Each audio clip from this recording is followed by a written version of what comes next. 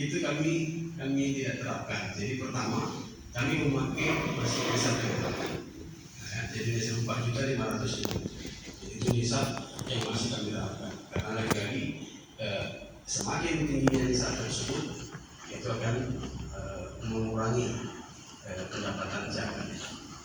Ini yang pertama. Yang kedua adalah seperti yang saya sampaikan tadi, efek daripada COVID, ya, reproduksi ini berefek kepada perolehan infak, berefek kepada perolehan infak. Jadi pekerjaan yang dinas yang sudah direfokusi sehingga ada terjadi keuntungan sana sini, jadi kami pun berdampak juga kemarin. Jadi perlu juga kami sampaikan yang dari 11,5 M pendapatan zakat dari infaknya hingga yang terakhir ini 9, ya, 9 kita kedua kita. Jadi kurang lebih ada 9 M yang peroleh. Nah, ini yang perlu kami sampaikan pertama, bahwa kami di sini pun berdampak daripada COVID tersebut, dari COVID-19 ini. Kemudian lagi terkait dengan tadi faktor-faktor peluang yang bisa dihadiri, itulah yang menjadi kami tidak menerapkan itu sehingga masih tetap stabil yang kami terapkan. Apa di sini bagaimana? Langsung naik 5,9. Oh, pakai lagi itu dia.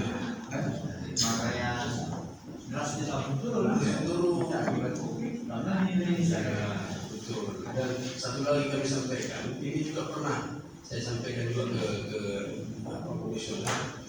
Kalau Aceh mau menerapkan 5,9 atau nisab tersebut 5,9, maka jangan buat 94 gram emas, ambil sama dengan Basnas. Basnas berapa? 85 gram, jangan 94. Apabila nisab semakin tinggi, maka semakin kecil pendapatan zakat.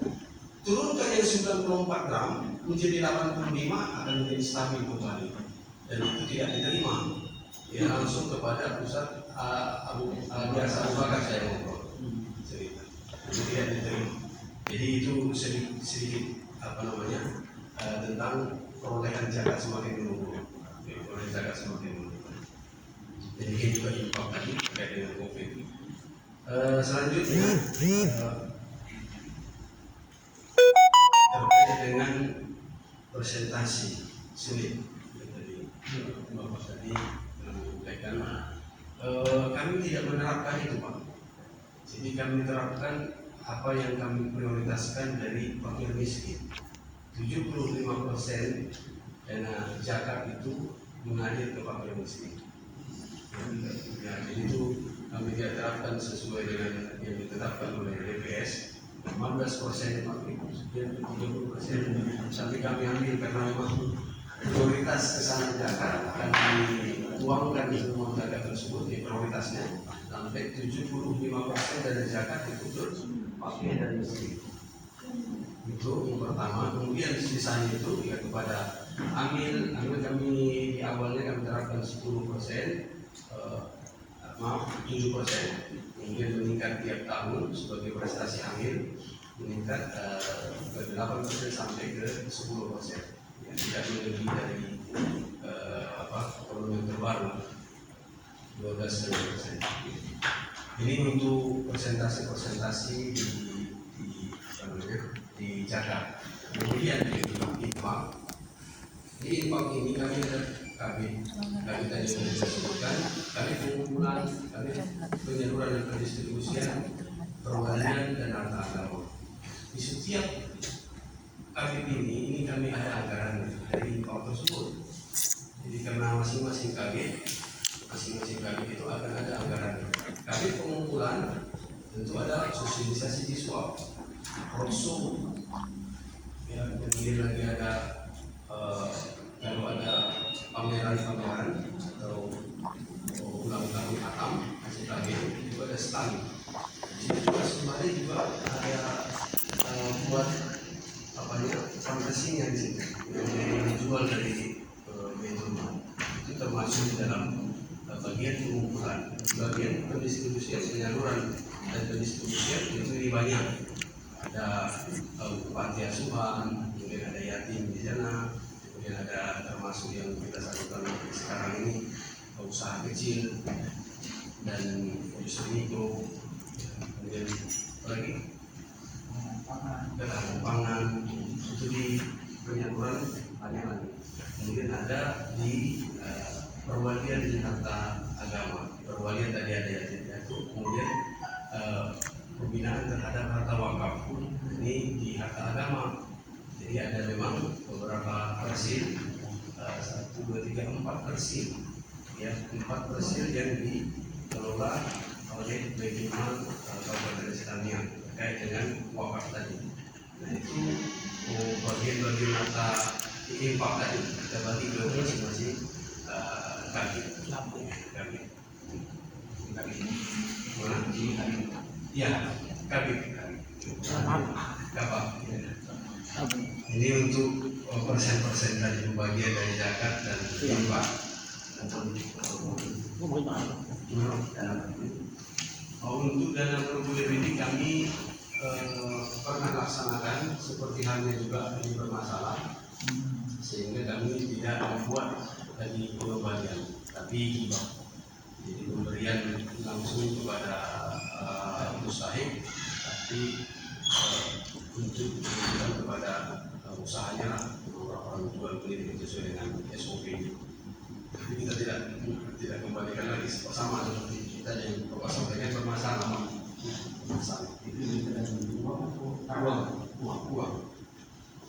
Waktu di ketahanan pangan itu pendampingan, kita dampingi untuk belanja alimentasi untuk pendampingan. Jadi waktu yang sekarang ini tidak salurkan saja dengan sesuai dengan proposal yang masuk, biar ini transfer. Ya, ini untuk presentasi dan tadi usaha kecil. Kemudian lagi kami di sini Pak belum ada bahasanya seperti dari pemilihan Dewan Pengawas, masih tim pembina. Jadi dalam hal ini kinerja kami masih merujuk kepada nomor 10 tahun 2007. Ya, 2007 saya 2007. Memang seperti tadi tidak belum sampai situ Pak. Ya. Walaupun memang ada tugas-tugas pembina di perbuknya, karena SOTK kami masih berubah, jadi ada memang tugas-tugasnya, tapi itu belum seperti Dewas ini. Begitu Pak, untuk terkait dengan surat menyurat. Terima kasih. Bismillahirrahmanirrahim. Assalamualaikum warahmatullahi wabarakatuh. Bapak Kepala Baitul Mal Kabupaten Aceh Tamiang yang saya hormati, Bapak Kepala Baitul Mal Aceh Singkil, Dewan Pengawas, seluruh kabit, kasih, sekretariat dan seluruh rombongan, kemudian Bapak Ibu dari kabit kasih Baitul Mal Kabupaten Aceh Tamiang. Sebelum saya lanjutkan untuk menyampaikan bagaimana administrasi, mungkin saya sedikit menceritakan tentang kesan saya di Singkil. Jadi saya dulu waktu kuliah kebetulan KKN-nya itu di Singkil, pertempatannya di Gosong Telaga. Ya, ada gosongnya. Nah kalau dulu jembatan awalnya itu jembatan kayu papan, saya ikut buat itu. Kebetulan belah kayunya itu kebetulan saya bisa mainkan mesin siksu. Jadi saya ikut buat jembatan itu, bahkan saya juga bisa bertukang termasuk tugu.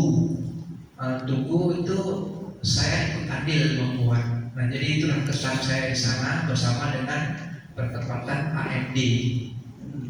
Ya.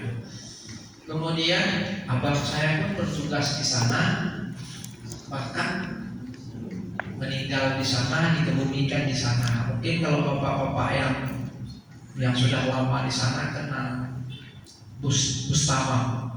Dia kepala, kalau sekarang Mahkamah Syariah namanya. Kalau dulu Pengadilan Agama. Jadi dia tinggal di Pulau Sarok, ya, di Pulau Sarok. Jadi di situ meninggal tiba-tiba lagi minum di ruangannya. Pada hari itu sakit, hari itu terus meninggal, dikebumikanlah di sana. Mungkin bapak-bapak yang lama di sana tahu Pak Bustama, kepala Pengadilan Agama yang pernah meninggal di sana. Nah, kemudian saya juga pernah tinggal di Pulau Sarok, tapi saya lupa nama ibu yang tempat saya tinggal. Tapi kalau saya itu ke sana, saya mampir ke rumah dia. Nah, jadi inilah beberapa kesan saya. Bahkan terakhir saya ke sana itu saya bawa pameran. Masih saya di Dinas Pendidikan bawa pameran Hari Aksara Hari Aksara Nasional. Mungkin bapak yang dari Dinas Pendidikan ya tahulah, masa itu tuan rumahnya sipil. Dan saya pernah juga ya beberapa kali kesana dalam rangka kunjungan. Kebetulan saya dulu pernah di Bapeda. Jadi saya kabin Sosput. Kalau sekarang kan kabin PP1, PP2. Kalau dulu kan kabin Sosput namanya. Jadi pernah bahkan sampai berkunjung ke Pulau Banyak. Sampai berkunjung ke Pulau Banyak. Memang cukup indah memang Pulau Banyak itu, ya. Penataan wilayahnya ya, kayak pernah saya lihat, ya. Bahkan istri saya yang belum pernah ke sana, ya insya Allah mungkin akhir tahun ini mungkin melancong lagi ke sana, akan lama ya ke sana. Ya. Kapal Aceh hebat. Kapal Aceh hebat ada kan? Hari itu kami charter itu, karena rombongan waktu itu saya masih di MPU, rombongan MPU. KMP. Nah itu sekilas. Nah kemudian berkenaan dengan beberapa pertanyaan tadi, saya di Baitul Mal ini kebetulan baru Pak. Ya. Awalnya dulu saya guru SMA. Kebetulan begitu pemekaran Aceh Tamiang, saya pun selesai S2 manajemen pendidikan. Rupanya di Bapeda itu kurang anggota, ditariklah ke Bapeda. 6 tahun di Bapeda, mulai start kasih sampai KB, kemudian dimutasikan. Rupanya tak boleh lama-lama di satu tempat, dimutasikan ke Dinas Pendidikan. Saya pegang KB PLS. Nah, kemudian rupanya tak boleh juga lama-lama di situ. 5 tahun di situ digeser lagi ke Syariat Islam. Dari Syariat Islam digeser ke MPU. Dari MPU digeserlah saya ke Baitul Mal. Nah, jadi baru setahun 3 bulan. Nah, awal saya masuk di Baitul Mal di bulan Juni. Bulan 6 saya hanya melanjutkan dari program kegiatan yang sudah ada beberapa administrasi yang saya perbaiki. Kita khawatirkan temuan-temuan. Tetapi untuk 2021 itu sudah total berubah. Saya tidak menginginkan satupun staf yang ada di Baitul Mal itu tersandung oleh kasus hukum. Nah, sehingga semuanya kita benahi, kita perbaiki. Kerjasama yang baik antara sekretariat dan kepala Baitul Mal. Kemudian berkenaan dengan surat menyurat. Nah, jadi kalau surat menyurat itu ada yang surat masuknya ke kepala Baitul Mal, ada yang surat masuknya ke kepala sekretariat. Jadi kalau lembaran disposisinya itu ya berbeda, dia ada seperti itu Pak. Paling bisa diambil. Nah jadi kalau yang ini lembaran disposisi Baitul Mal. Kalau yang itu lembaran disposisi sekretariat. Jadi ini kalau yang sifat suratnya umum, ya. Nah, tapi kalau sifatnya bantuan, nah, untuk tahun 2021 ini terjadi perubahan total. Kalau yang dulu dia satu lembaran disposisi itu untuk semua surat proposal yang masuk. Sehingga saya melihat ada ketidaksempurnaan nomor agenda dari semua program kegiatan itu hampir berurutan. Kalau dari satu, kalau ada proposal 10.000 berarti 1 sampai 10.000. Nah kita kan tidak bisa memisahkan antara program A, program B. Katakanlah program fakir uzur, program disabilitas, program GAMUS, ya, program kegiatan tangkap darurat. Nah, yang pada akhirnya lembaran disposisi itu semakin banyak saya buat. Nah, yang membedakan antara satu program dengan program yang lain, ini khususnya proposal, ya, proposal yang masuk dari masyarakat yang minta bantuan. Ada yang warnanya seperti ini. Nah di lembaran disposisi ini sudah langsung ditujukan kepada siapa dan apa yang harus dilakukan. Kemudian penanggung jawab dari kegiatan itu siapa sudah ada di sini. Kemudian kelengkapan berkas yang harus dilengkapi dari masing-masing proposal yang masuk sudah ada di sini. Kalau tidak salah satu syarat yang tidak dicontek, artinya tidak lengkap, itu kita panggil kembali yang mengajukan proposal. Seperti kemarin ada yang saya panggil Pak Sari, yang surat dari Pak Sari sudah kita luruskan, artinya supaya masyarakat tidak kecewa. Nah kemudian seperti inilah kita buat. Nah sehingga dia ada kode-kode tersendiri untuk masing-masing program. Misalnya itu di awal tahun di SK-kan terlebih dahulu oleh kepala Baitul Mal untuk kegiatan A, kegiatan B, kegiatan C. Nah sehingga kita mengikuti urutan itu. Jadi ada kodenya 01, 02, 03. Kalau nomor urutnya terus berurut sesuai dengan program kegiatan. Nah sehingga kita mengetahui berapa kota dari fakir uzur misalnya. Kemudian berapa proposal yang masuk, kita tinggal melihat nomor agenda. Kalau ternyata kurang proposal yang masuk, maka kita akan surati Baitul Mal Kampung. Nah di sini sudah terbentuk Baitul Mal Kampung. Dari 213 desa sudah terbentuk Baitul Mal Kampung. Nah kemudian kalau lebih, nah, misalnya jatahnya kotanya 1.000, proposal yang masuk 1.200, maka yang 200 itu akan kita usulkan di kelurahan atau kita usulkan di provinsi. Insyaallah semua program kegiatan di 2021 itu tidak ada masyarakat yang kecewa, semua tertampung, semua terbantu.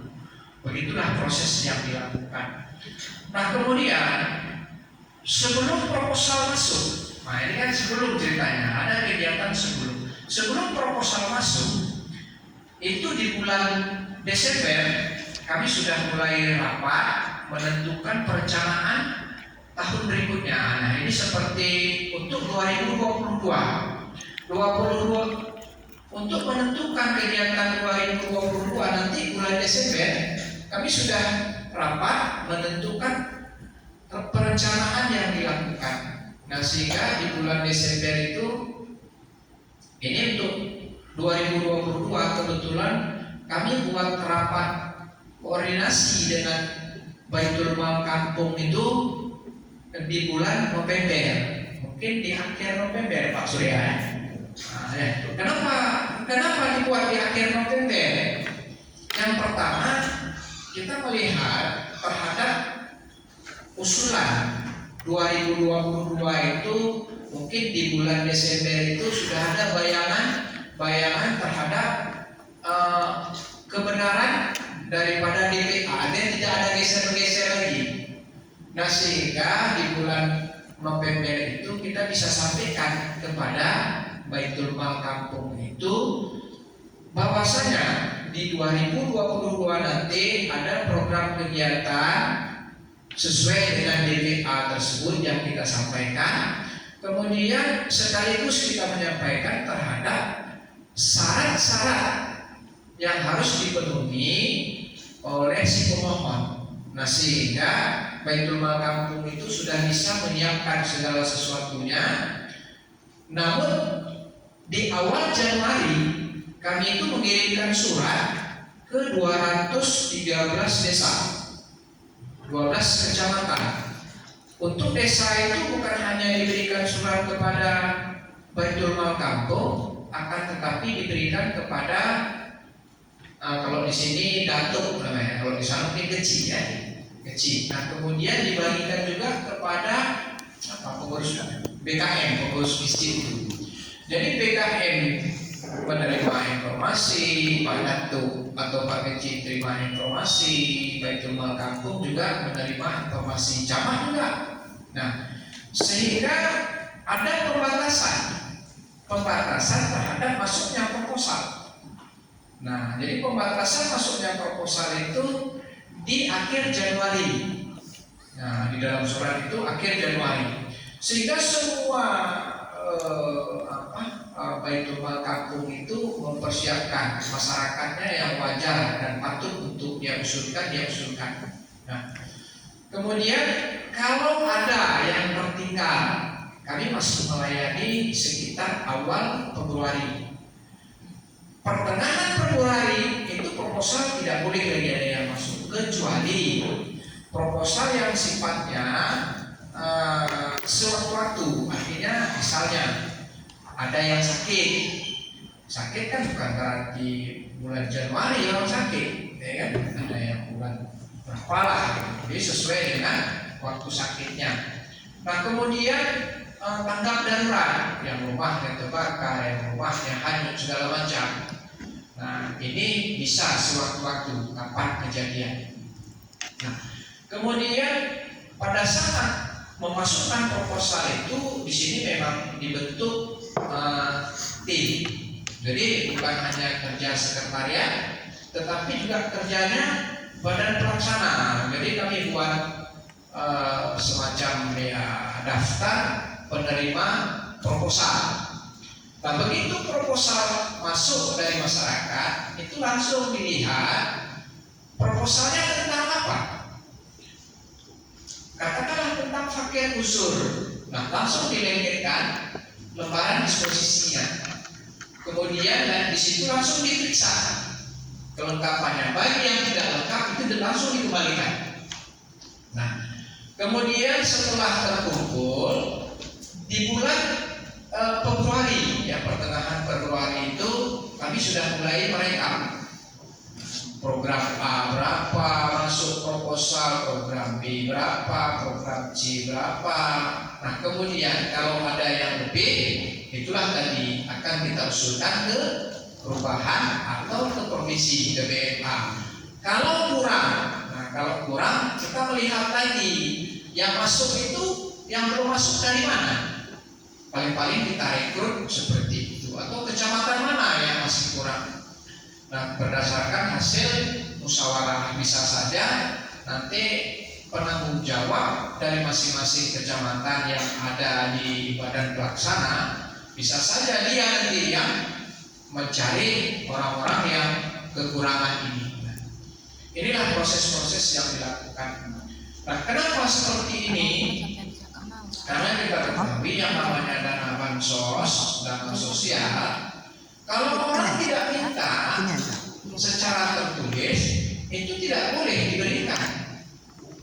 Jadi pada saat nanti pemeriksaan dia yang ditanya proposal, kemudian yang bertanggung jawab penuh terhadap administrasi keuangan itu adalah pengguna anggaran atau PA, yaitu Kepala Sekretariat. Oleh karena itu, karena masa kerja saya tinggal 2 tahun lagi, saya tidak mau menzolimi diri sendiri, bahkan tidak mau menzolimi orang lain, sehingga kita melakukan sesuatu itu berdasarkan aturan-aturan yang berlaku.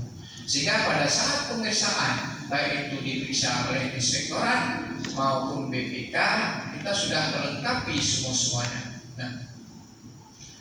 Nah, seperti pada saat ini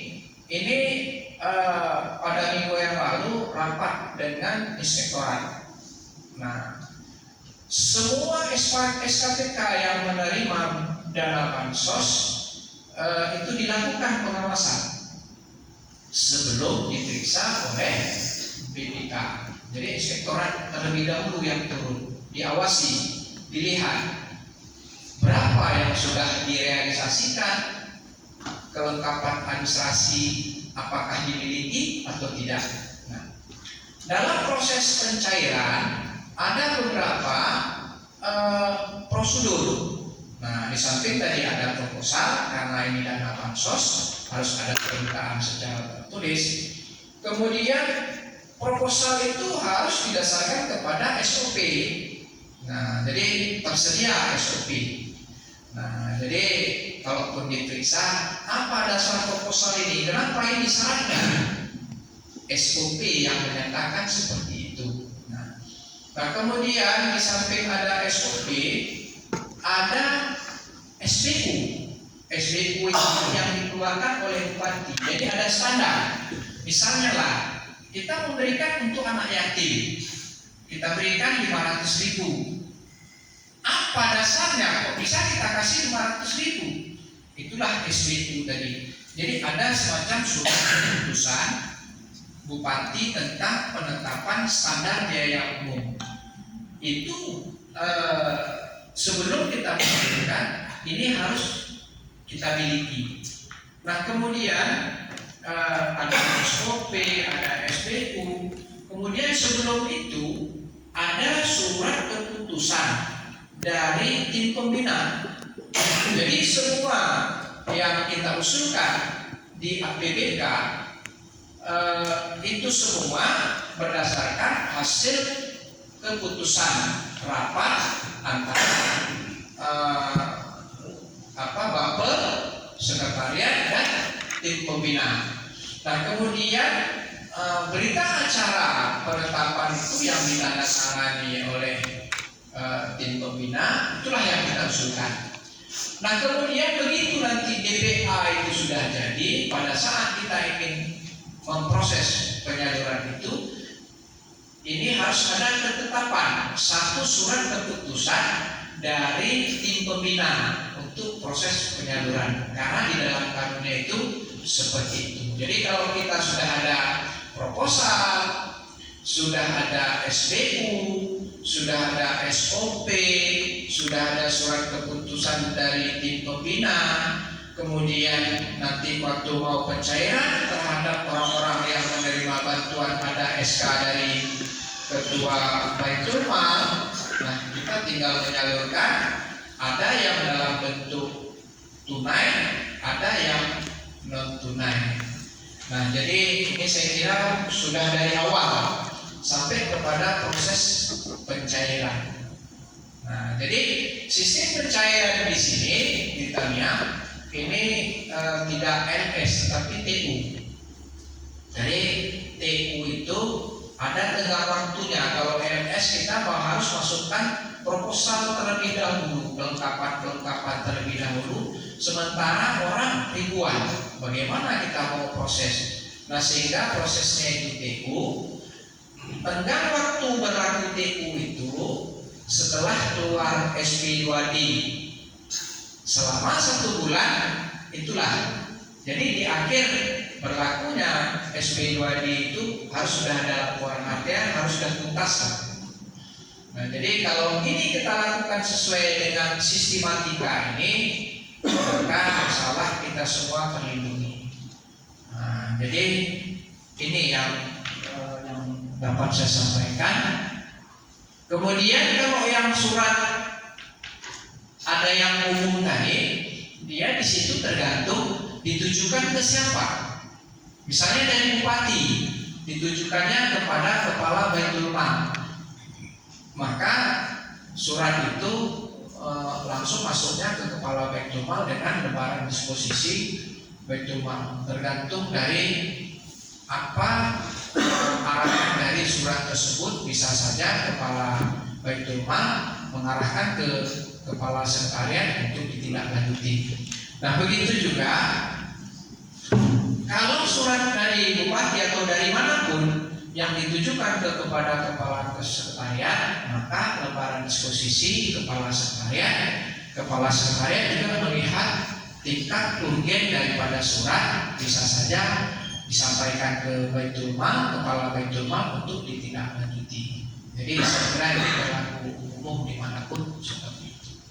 Nah, jadi saya kira demikian.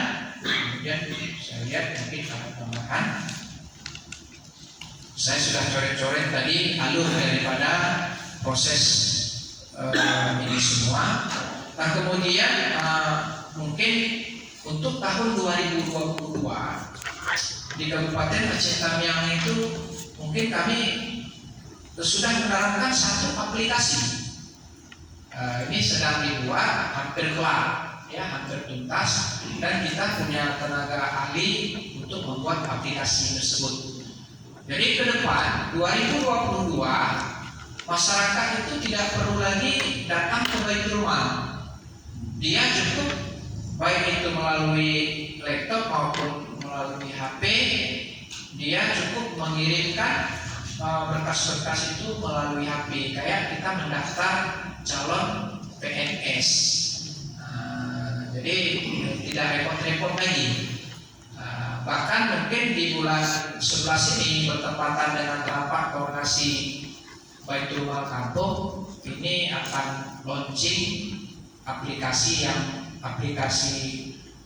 Baitul Mal Kabupaten Aceh Tamiang yang sudah dipersiapkan untuk 2022.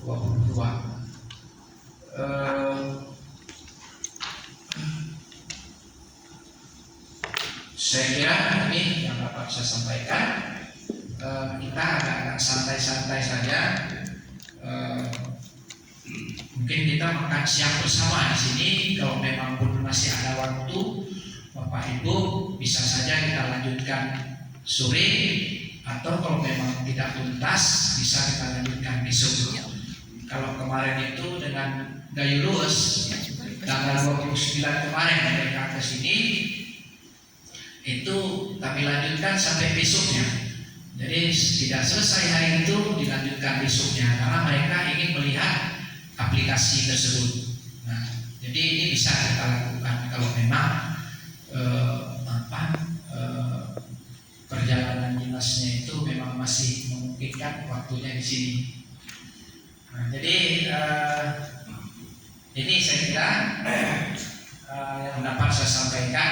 Nanti kita lanjutkan sharing pendapat-pendapat. Mungkin dari apa yang saya sampaikan ada yang mau ditambahkan atau bagaimana tentang yang sebaiknya kepada Bapak Ibu, kami persilakan. Terima kasih. Assalamualaikum warahmatullahi wabarakatuh.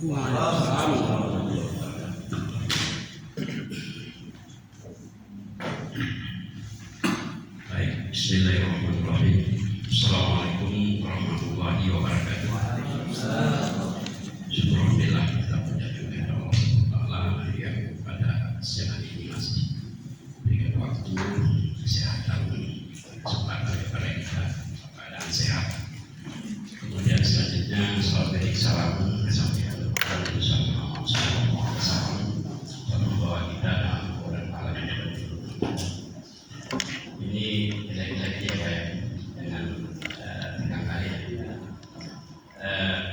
baik kata-kata mengucapkan saya pada kajian tuding akan waktu kita pada pembicaraan sebelumnya. Kemudian ini bukan begini ya, kan bahasa kami ini nggak salah kepada kepada tujuan luar negeri yang kami tuju. Nggak salah lagi Pak. Ya, negeri yang kami tuju ke Aceh Tamiang memang sangat cepat. Nggak salah alamat. Nggak salah alamat. Ya, kalau kata siapa ya? Ayo ting.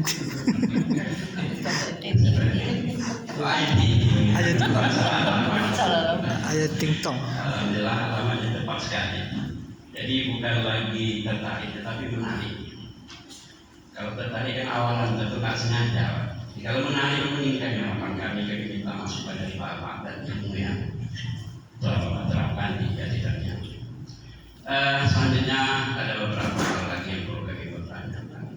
Pertama sekali mengenai masalah BMKG, baik rumah kampung ya. Ini yang kami belum lagi menerapkan. Kemudian bagaimana itu mekanismenya? Mekanisme yang paling utama sekali adalah mekanisme secara demokrasi, tidak ada masalah. Tetapi bagi hasil artinya untuk mendapatkan pendapatan kita itu di Baitul Mal Kabupaten Kota bagaimana itu dari hasil dari kampung. Atau memang yang pendapatan di kampung dapatnya atau itu dikelola di kampung, kita yang melakukan kontrol atau koordinasi atau memberikan masukan-masukan program atau itu yang pertama. Yang ditanya beberapa